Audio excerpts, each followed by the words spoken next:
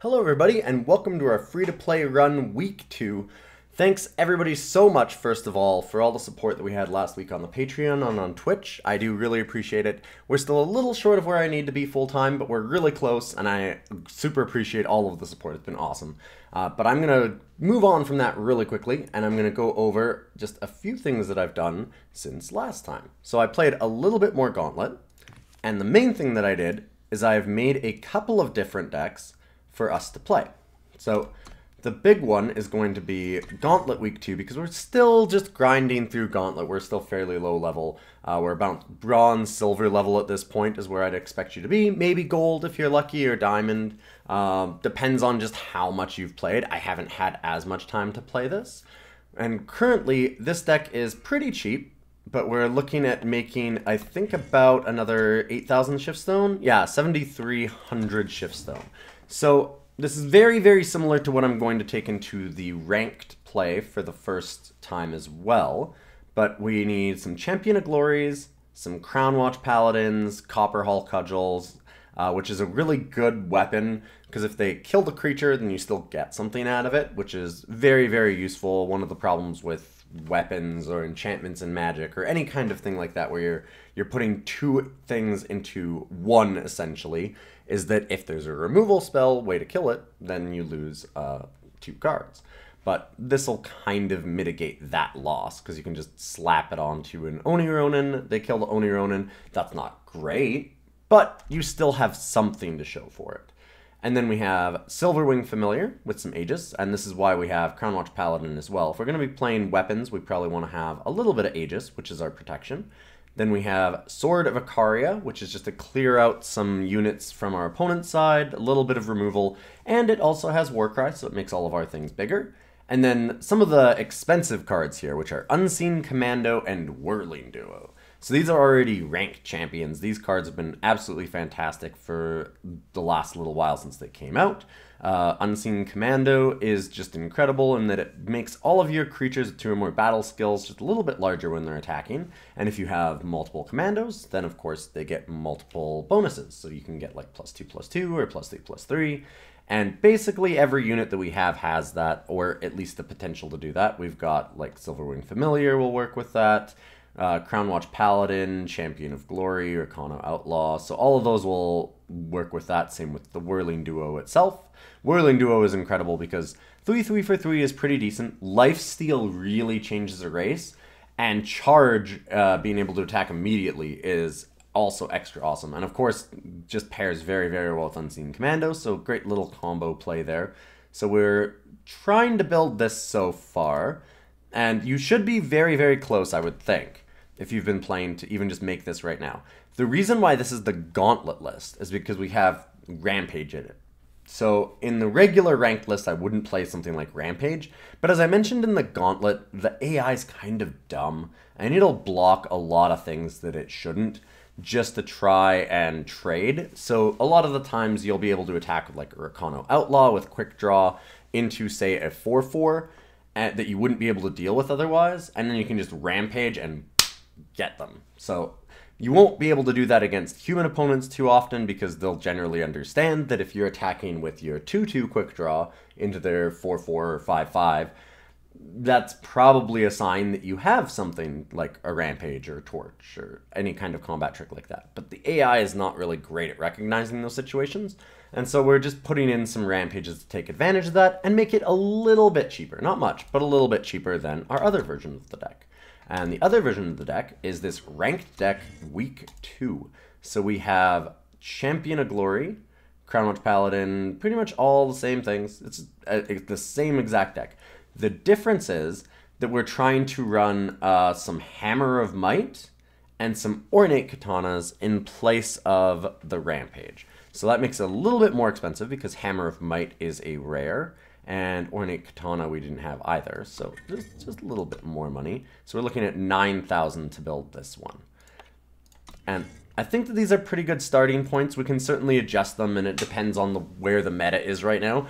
As you may or may not know, if you're a, hardened player of Eternal, you'll have a very good idea of this. If you're newer, then you probably don't. But there was a patch change that just happened, which was a ton of nerfs and buffs to various cards. So the meta has really shifted up. It's actually a really good time to be playing aggressive strategies, because aggressive strategies tend to be fairly straightforward, and they also take advantage of decks that are not well tuned. So a deck that isn't well tuned will have a little bit of a stumble on its power base, won't be able to get out of the gate perfectly every time, and that's exactly what this deck is meant to capitalize on. So because of that, the aggro decks tend to do a little bit better at the start until the other lists have kind of fine-tuned themselves a little bit more. And then after that, it may or may not be good to play aggro, and it just kind of depends from there. So this is the deck that we're running here as well. Actually, sorry, that should be 9-6. Yeah, that should be different. So we would be wanting to run those power bases just a touch different, just to help out with the power, because you want to be able to drop your turn 1 Oni Ronin. So just something that you will really want to make a change with. You don't want to have too little fire sources in the deck either. It should be fairly close to even. So there we go. We have our lists. And now what we're going to do this week, because we're a little bit short on that shift stone, so we only have 5,000. We need to make up the 7,300. We are going to play against human players for the first time in a draft. So the draft is the best way once we've gotten Forge done, because we've gotten Forge all the way up to Master. If you haven't gotten Forge to Master, then I would just continue to play Forge. But if you feel confident, you want to have a little bit of fun, you want to play against some human opponents already, then I would suggest that you go into Draft. So Draft is really, really cool. It's very similar to Forge in a way. If you've ever played Magic the Gathering, it's a draft. So you open up a booster pack, you pick a card, and then you pass it to a player on your side. And then you keep doing that until that whole pack is gone. And then after that, you open up a pack from another set and you pass it the other direction. And it goes back and forth until you've gone through all 4 of these packs, just in this order. So you go Dusk Road into Omens of the Past, into Empty Throne, into Dusk Road, and there you are. And at the end of it, you have to build a deck. So if you're ready for that, we're going to walk on through it. It's the best way to get your packs opened without losing any real value out of it. You get 4 packs for 5,000 gold. Normally you would get 5 for 5,000, but you get a bunch of extra reward chests, which are very much worth it if you're doing even an average kind of a draft ratio. So even if you're getting like 3 wins or so, you're doing better to open it up this way. You also get the chance to, if you're really looking to just play ranked, then you can do things what they call like rare drafting or legend drafting, where you will see more packs because you're getting people that are passing to you. And a lot of people will care only about winning. They just want to win the draft. And because that's actually normally the way that I operate. But they'll pass even legends. They'll pass rares, they'll pass legends, and you can get extra cards like that. So you can just grab some of those high value cards and get a little bit of extra oomph for what you're paying into it and help build your collection a little bit. Without further ado, I'm going to walk us through our first ever draft on our free-to-play account.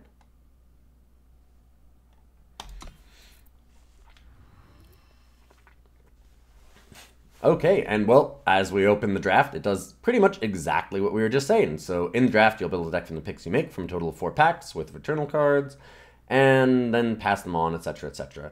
You do keep all the cards you pick, which is why I was saying you can do things like rare or legend drafting. So rares and legends, if you really need them, can be important to pick, just if you want to play a lot of ranked.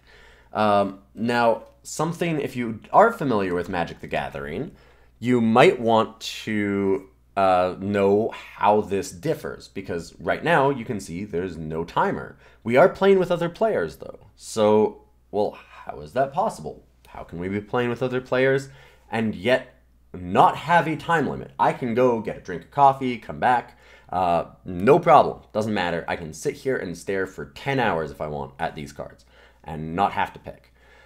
The reason why that happens is because they have what is called an asynchronous draft. And what it'll do is we will take a card and then it will actually not pass the pack to another player necessarily. It will store it in memory inside of their databases. And then when that person goes to play, so like right now I'm playing and I have player A and player B on my left and right. And player B has played 12 hours ago, player A's played 6 hours ago. Player B and player A were never in the same draft. They never saw any of the same cards. But what happens is player B keeps passing us a pack, and every time they take a card, then it stores it. And eventually, when I go to play, it takes all of the cards from player B, and those are the packs that I'm going to get. So I'll have to follow the signals from player B. Player A, same thing. So we're all just drafting at very different times, and it just stores it in memory, and then later on, as we log in, we'll get old packs that other people have had, and we'll be passing back and forth to each other kind of across time. It's a complex system. I don't know 100% of how it works, because honestly, it's a little bit unclear, but essentially we are playing with other players. They're doing it at different times. The packs go into storage, and then we get those packs when we come into play. So we have infinite time to make our picks. Now, they have made some recent changes if you are familiar with the draft format already of Eternal and you're just watching this because you're interested in how quickly I can make it up the ranked ladder. Or if you just want to, you know, see my thought process for a draft, they did nerf Justice a lot. So Justice being the green cards has been incredibly nerfed because there was a huge advantage to going Justice for a while in the draft formats. Justice was just really, really overpowered. That being said, Spiritblade Stalker might still just be the best card in this pack. It's absolutely bonkers. It's 4 for a 4/2, or 2/4, sorry, which is pretty decent. But then the ultimate of pay 6 to give one of your units +1/+1 in lifesteal is really, really solid. It got nerfed. It used to be 5, but lifesteal is incredibly important, and it's a permanent buff. It's not something that they can kill with an attachment or anything like that. And if you ever do get from pack 1, you might actually end up in, say, Argenport, which is your Justice Shadow, and there's a card called Dark Return that returns a unit from your Void, and you would still have the bonus on it, so it would still have the Lifesteal. Lifesteal is also just one of the more powerful effects inside of a limited format, because it tends to be a lot of like races and things like that, so your life is more important than it might be in a actual ranked game. Stirring Sand is a cool card as our rare, but it's not super interesting for a draft. I'm making a deck around this for my main account, but it's probably not what we want to be doing here because it's a hard card to make go off. You have to have a lot of Explorers and Sentinels, and then you have to be able to want to get them out of your Void. It's just too many moving parts. Whenever you're playing draft is all about being very basic. So you don't care about trying, for the most part, trying to do combos and setting up like weird things like that. For the most part, you're trying to get the most powerful card every pack and make a certain color archetype. So you want to have like some consistency to your actual plays. So we're going to take Spiritblade Stalker here and see where we head on. We have Soaring Guard, which is a 1/2 Valkyrie for 2 with a summon ability that gives you 2 armor. Not particularly excited by it. I don't like the 1/2 flying for 2. It's just not a very good rate for return. The problem is that 1/2 is very not impactful. Like, it's not enough power and toughness to actually matter in the long term of a game. That being said, there is a bit of synergy between Valkyries. So there's a lot of cards that say Valkyrie Ally, and so it'll care how many Valkyries you have. It's the one reason why I might want to take the Soaring Guard. Again, we got past the rare, so if we wanted to rare draft, this wouldn't have been a bad one to do, because we could just grab this card. We'd already have 2 rares, so we'd basically be opening 2 packs. But you get to scout, and when you attack 2 or more Explorers, then you can draw Ask Directions from your Void. This card is useful basically nowhere. It's useless in everything. So this is not a card that we care about. It's just too slow, too little value. We're not going to worry about that. Emerald Spear is surprisingly good. It has that Valkyrie ally ability that I was talking about. We can play 2/2 Soldier. So I'm going to Emerald Spear it, and we'll move along. This card got nerfed, but it's still decent. It's just a big way to kill a creature. I mean, expensive, but it'll kill anything with 4 toughness, and that's not the worst. I like Spiritblade Stalker again, so I think I'm just going to jam that. And now, where are we at? Ooh, Tandem Watchwing. So here's that Valkyrie ally once again. Maybe an argument for us taking that Soaring Guard, although we wouldn't have the Emerald Spear. But Tandem Watchwing gets +1/+1 when we have another Valkyrie, making it a 3/2 flyer, which is really solid, so I'm pretty excited to take that. The other card that I actually like a lot is this Humble Instructor. It's a little bit tougher to assemble, though, so you've got to get a bit lucky, because you can pay 2 and exhaust it every turn to give one of your units with 2 or more battle skills +1/+1. That was what we were talking about earlier with things like Unseen Commando and the Rakano Outlaw, all of those kinds of cards. Nothing that we have right now has that, although anything that we have with flying, we can use the Spirit Blade Stalker, give it lifesteal, and then start making it bigger and beefier with the Humble Instructor. It's a lot of moving parts, so it might be a little bit too much for us to take right now. If we had more things with more abilities, maybe, but this card's always dicey. It's incredibly powerful, like just absolutely insane, if you can get the right cards for it. But that's a big if. So we're going to take Tandem Watchwing. The card's good enough that Tandem Watchwing just seems good enough. And now we have another Valkyrie, and this is a Valkyrie ally. It can't block, so it's a very aggressive card, and it has flying when you have another Valkyrie. So we're going to grab that. Oh, and the Valkyrie ally doesn't go away when a Valkyrie dies. So if this is out and it gains Valkyrie ally, it gets flying because there's another Tandem Watchwing, then somebody kills the Tandem Watchwing. This doesn't lose flying. It stays forever. Once it's triggered, then it's there forever.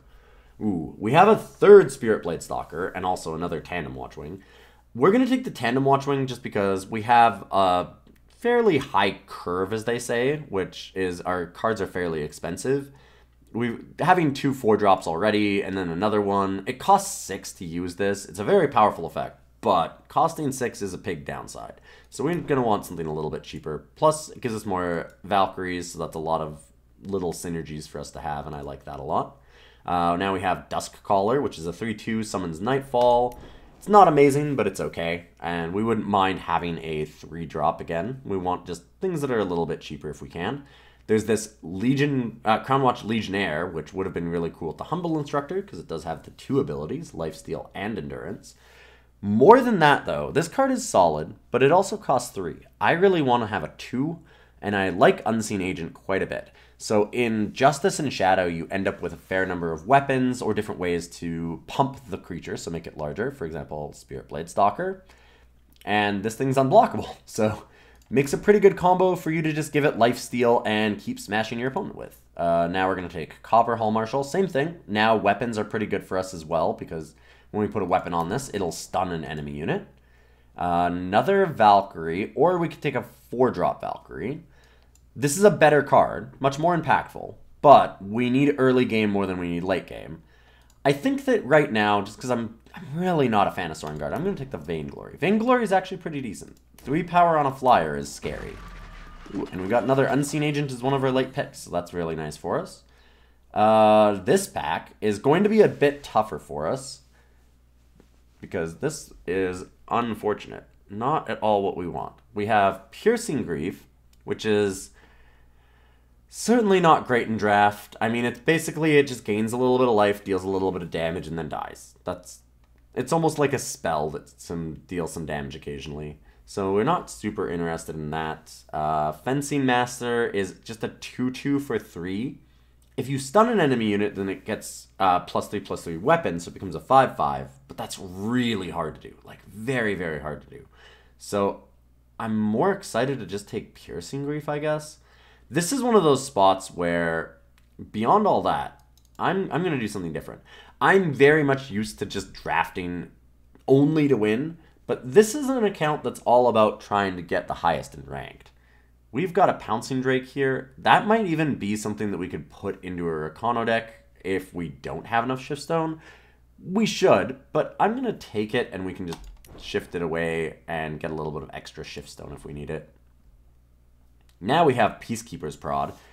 The card is absolutely amazing. Very, very good. But you can see that it costs 3 Justice. And 3 Justice is a lot of Justice.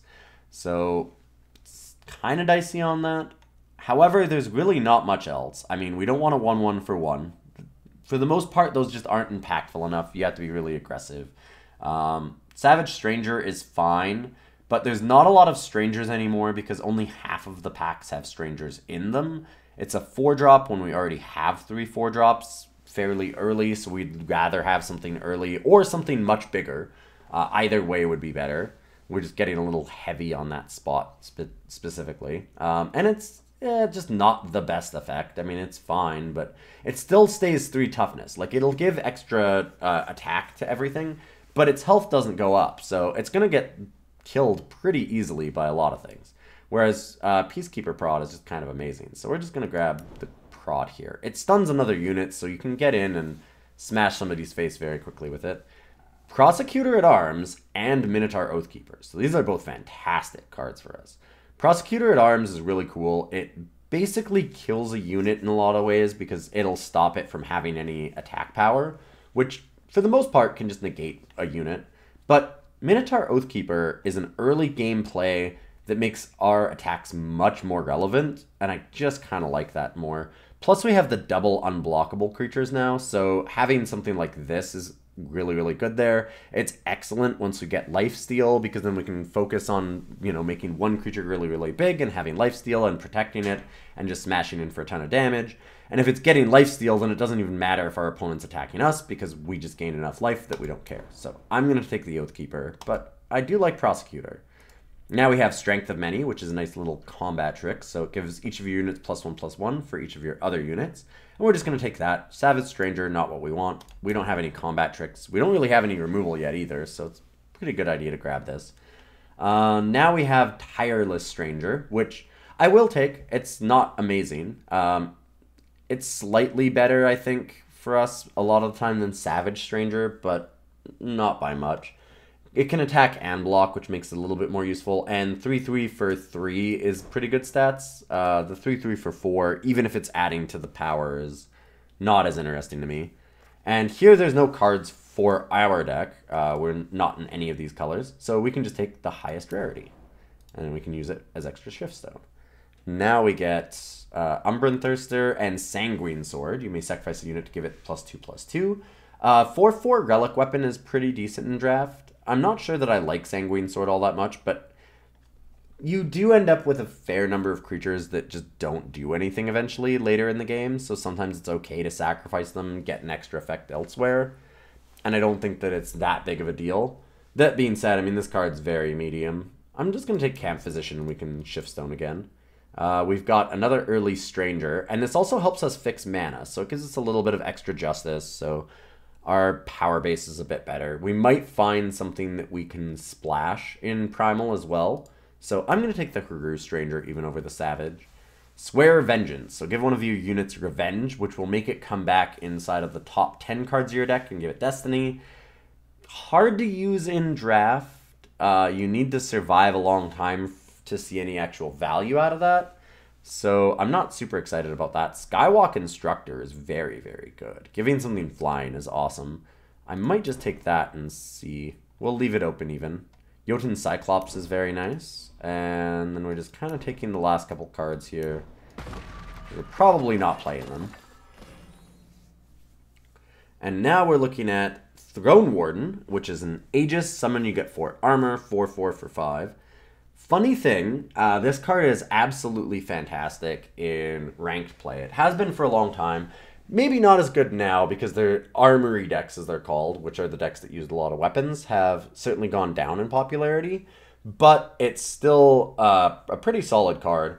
In Limited, I've never really liked it all that much. In these draft games, it's just not that good because Aegis doesn't matter as much. The armor really doesn't matter because you're not using it with weapons. That's where it's really incredible in the armory decks, is because you have a lot of weapons. But we haven't seen any. You don't get a lot of relic weapons in these, so it's not super useful. It's a really key piece to a lot of decks. It's not bad. It's far from bad here, but I just think that there's other things that are better than it. Those things being Blackguard Sidearm and Rapid Shot. Blackguard Sidearm is probably about the same, but Rapid Shot is one of the better combat tricks. It's hard to replace. And I'm just going to take it because it's really, really good. Minotaur Grunt and District Infantry are interesting. A lot of people like District Infantry a lot. I'm not a huge fan of it. a card that is very, very impactful on turn 1 and not impactful a lot afterwards. So I don't like it that much. Minotaur Grunt is a lot better. I probably would take Minotaur Grunt even over Blackguard Sidearm if it wasn't for the Rapid Shot. But I'm just going to take Rapid Shot. Just too good. And we've got a Legendary, so that's something that we can just take and craft. So that's kind of amazing. I'm not going to do that here. I would recommend doing it if you're following along. Totally do it. But I really like winning these, and honestly I think there's a lot of value to winning them beyond just shift stoning as well, because you can get bigger and better prizes, more gold, which means that you open more packs for more drafts, which gives you more chance to do, you know, other crazy legend opens and stuff like that that you might actually want. This is one that we're just going to shift stone away immediately. So really this is just any rare that we want. Really cool card. 24 to cost and all shadow, like 6 shadow to play. Not something you can play in draft. It's really not useful anywhere anymore, but it was a fun card. We're going to take Finest Hour, though. If it wasn't for something as powerful as Finest Hour, I would certainly take this, but Finest Hour is one of the better combat tricks, much like Rapid Shot, so I think that it's better to take the Finest Hour and try and win as many games as possible instead of, you know, just grabbing a decent legend. And it's up to you to make that assessment, because if you think that you're not going to win a lot of drafts, if you've been trying it a little bit and you're having trouble winning, and I would suggest absolutely just take the rare, enjoy the draft for what you can enjoy out of it, and get the value that you can to go on. But I'm confident enough with my drafts that I think that we should be able to get a pretty good score out of this, and we can open up a lot more gold and a lot more packs because of it that way. Loyal Watchwing is a Valkyrie. It's a very low impact card. 1/1 for 3 is not what we want, but Valkyrie is decent. Warcry is good. It might just be worthwhile. Amethyst Acolyte is the other one that we're looking at. Giving an enemy unit -1/-1 is very powerful, or it can be anyways. It's a small thing, but it can help out a lot in a lot of situations. For example, against us, it kills Unseen Agent, which would be annoying. I think with how many synergies we have with the Valkyrie, I think I'm just going to take the Watchwing, which is very strange for me, but I'm going to take it. Ooh, we're lucky. This is a card that just recently got buffed. It used to be you would get a 3/3 Puma with Lifesteal. Now you get a 4/4. So when we have 5 power, it, instead of becoming a power card, is then a 4/4 unit, which is pretty awesome. And a 4/4 unit with Lifesteal is really good. Like, that's just a solid card. Ravenous Thornbeast is fine, so we can sacrifice another unit to give it +2/+2. We talked about how you can actually sacrifice a fair number of units that are kind of useful early but not useful late, and get some extra value out of them if the board stalls. So Ravenous Thornbeast is okay. Stonescar Magus is fine. Distinct Infantry is okay. I think that we'd rather have the Distinct Infantry, even though I talked smack about it earlier. Towering Terrazon is an incredible card. I love this thing. 5 for a 6/5 is just a really good cost, and so it's just a massive beater. I mean, we were talking about how much we liked Amethyst Monument as a 5/4/4 with Lifesteal. It just gets absolutely annihilated by Terrazon. You can't deal with it, so this thing's just huge. We're going to take Inspire, though. Drawing a card, giving +1/+1 is actually pretty useful. Now it doesn't really matter, so we'll take the highest rarity. Seek Power is a way for us to just balance out like a splash, so if we want another color, we can certainly do that. Take the Combray Stranger for the same reason. And then we're just going to grab the last couple cards. And now we're at the end. Ooh, Hideout Pistol is actually doing things in Ranked right now. So there's some Stone Scar Gunslinger decks that use this. When it comes into play, if it's played on a Gunslinger, then you kill an enemy unit with less attack than the wielder of the Hideout Pistol. So, for example, if we put it on a 3/3 Gunslinger, very specifically a Gunslinger only, then it becomes a 5/3, and we can kill anything with 4 attack or less. So, not a bad card for us. We don't really have a lot of Gunslingers, though. Distinct Infantry is a soldier, so Minotaur Oathkeeper is a paladin. Sorry, I thought it was a soldier. These are unseen. Duskcaller's unseen. Copperhall Marshal is our only Gunslinger, I think. Yeah, because the rest of them are going to be Unseen and Valkyrie, which makes this Hideout Pistol a lot less useful than normal. There's other really good cards here. Infused Strike is pretty solid. Giving +3/+1 on Lifesteal is okay. Extinguish is really nice. We don't have any removal spells yet, so I'm looking at a way to kill an opponent's creature, and I think we're just going to grab the Extinguish. Ooh, and this was the card that I actually was lucky enough to spoil for everybody. I still love it. It's got a special place in my heart. It seems like such a sweet card, but it's certainly not useful in Limited. Steal an enemy spell played on you or one of your units and redirect it to an enemy. So it's good if they try and use, for example, an Extinguish. You can redirect it to one of their own things, but not something that we can use here in our draft. I guess that we'll just take Soaring Guard. This might be a corrupt just because we can Shiftstone it. It is a rare. 2, 3... No, I'm going to take Soaring Guard. We have so many Valkyrie things that matter. I think it's important. Devastating Setback is interesting.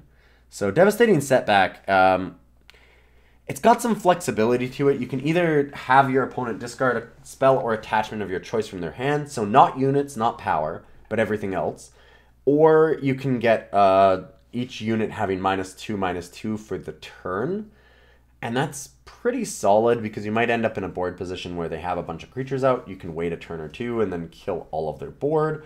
Or if you're ahead, you can check their hand and make sure that there's nothing that they can play to get it back into the game.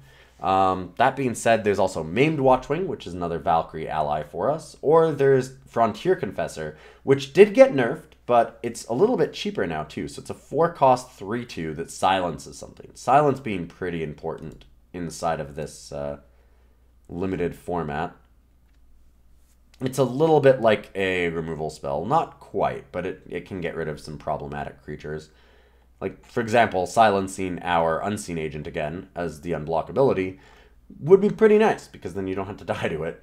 I think I'm going to take the Frontier Confessor. Now we've got another Valkyrie ally card with this Signal Flag. I'm not sure how I feel about that. Don't think I'd want it.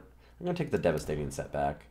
Another Signal Flag, but there's a Tandem Watchwing again. We've gotten a lot of Valkyries. This has been a pretty great draft. Copperhall Porter is really nice. This is just an annoying card. It's really hard to get through because you don't really want to let them draw the Justice Sigil a lot of the time. And it's decently costed. I mean, 2 mana, 2/1, so that's about what you want. Another Soaring Guard, which I'm not super excited to play. Stone Scar Sneak is actually amazing, so I'm not sure why it's this late. I totally missed it for a second because I didn't realize that it would still be here. Pay 3, exhaust it, give another unit +3, and quick draw that turn. It's slow, but it's good for a long game, and, I mean, this is draft. We're going to have some long games. Amethyst Waystone, Prickly Granite. We're going to take the uncommon card, just the more expensive one. Oh, wow, another removal spell. Sweet. And an Unseen Agent versus a Flashy Duelist. At this point, I think if we have 2 Unseen Agents, we're going to take Flashy Duelist because it can trade up, which means like it can kill a creature bigger than it because of its high attack. And I do like that. This is a card that's also important, our last card, this Cover of Darkness. Giving 2 units unblockability is something that people really underestimate. Cover of Darkness is surprisingly good. Plus, Nightfall deals a point of damage to each player, which, if you're making 2 units unblockable and smacking your opponent for a lot of damage, that's not irrelevant. Sometimes you just kill them off the Nightfall. So, Cover of Darkness is surprisingly decent. I might think about playing it. Here, wow, our deck is looking really nice. I like this deck a lot. We're going to take out one of the Strangers for sure. We've got 21 units. We want to probably aim for anywhere from about like 16 to 18 power cards. I'm going to aim for about 17. So that means that right now we need to cut 2 cards. Yes, so because we have an Amethyst Monument. We've got Seek Power, so we could include that, but I'm just going to take it out. We don't really need it in this deck. Just not super useful. And it basically counts as like a depleted power. So if we need to hit 4, for example, because we really, really need to extinguish and kill something, and we are playing 16 power with a Seek Power, we might draw Seek Power, and then, oh, it's a power card, it gets us the 4, but when we play it and play another power, we only end up with 3 that turn. And so then we're not able to kill the unit that we really, really need to kill, and that can cause some problems where we'll actually just lose games off of it. So I don't like doing that myself. If we're in a deck that like this, that doesn't really need a lot of different splashes and things like that. Like the mana in this is pretty easy. Then I don't think that we need to have something like Seek Power in it. It's just a little bit clunky. It makes the deck slower sometimes, which is not something that you need in a deck. Now we have a few more cuts to make. Wow, 3 more cuts. It's got to go down to 28. Well, 29 because of the Amethyst Monument. Soaring Guard, maybe? I'm not a fan of Soaring Guard all that much, but let's just count how many Valkyries we have after that. We'll still have 1, 2, 3, 4, 5, 6. It's okay. Okay, I'm probably playing Soaring Guard. I'm not a fan of it, but I think that we need to play the Soaring Guard. It'll chip away anyways. And we do have Stone Scar Sneak. So, I mean, Stone Scar Sneak, making it 3 extra power on the attack is nice. If you've got flying, that's really useful. So, let's cut... Copperhall Marshal's probably not that useful because we actually just ended up with almost no weapons. And I almost know, I think I just mean no weapons. Thunder, Ravenous Thorn Beast also not interesting for me. We've got a lot of 3s, so that's probably fine. Now we're sitting at 30, so we just need 1 more card. We've got 19 units left in the deck, which is about where we want to be. We could cut 1 more, though.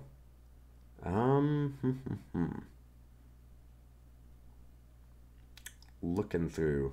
Could be the Cover of Darkness. We have a lot of flying and a lot of unblockability already. Cover of Darkness is good if you don't have those things. So I'm going to cut the Cover of Darkness. Because if we already have ways to make our creatures unblockable, it's not as big of a deal to have something like Cover of Darkness. So I'm going to add some power here. 9-7. I'm going to do 8-8. The reason why I'm doing 8-8 is because I do have Haru Stranger. Although... No. I actually think 9-7 is still right. We've got the Minotaur Oathkeeper that we want to play on turn 1. Copperhall Porter. Soaring Guard, all on turn 2. Although double Unseen Agent, I don't know, because we want Inspire early too. I'm just thinking Oathkeeper on turn 1 is really important. This is probably fine. It's a really big toss-up between those two. I think that it's really close.